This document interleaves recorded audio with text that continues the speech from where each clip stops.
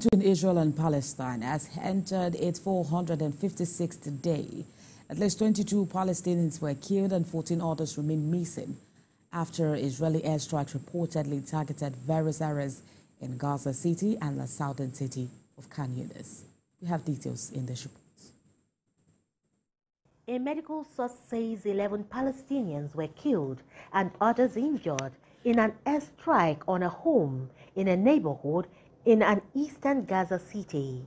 Palestinian civil defense says its teams retrieved the bodies of 6 people killed in an Israeli strike which targeted a civilian vehicle in the eastern Sacha area of Khan Yunis. Meanwhile, several members of the United Nations Security Council have expressed concern over Israeli attacks on the hospitals in Gaza.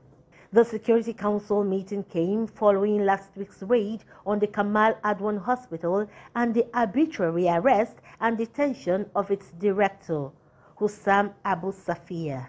Pakistan's envoy to the UN, Asim Iftikhar, told the Security Council meeting on the situation in the Middle East that the deliberate targeting of hospitals, medical personnel, patients and the wounded defies every principle of humanitarian law and has no justification.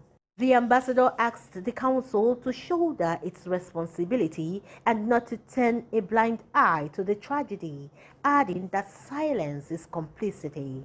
The envoy of France to the UN, Nicolas de Rivere, says France condemns the recent Israeli military assaults targeting several hospitals, in particular that of Kamal Adwan, insisting Israel must obey international humanitarian laws, including respect for the protection of medical staff and infrastructure. He called on Israel to allow the movement of humanitarian aid.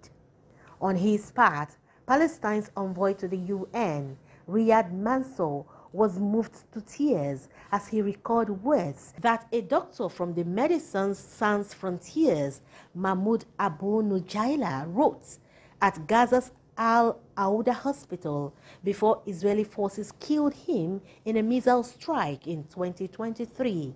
Mr. Mansour told the UN Security Council that Dr. Nujaila had written on a hospital whiteboard for planning surgeries, quote, "Whoever stays until the end will tell the story.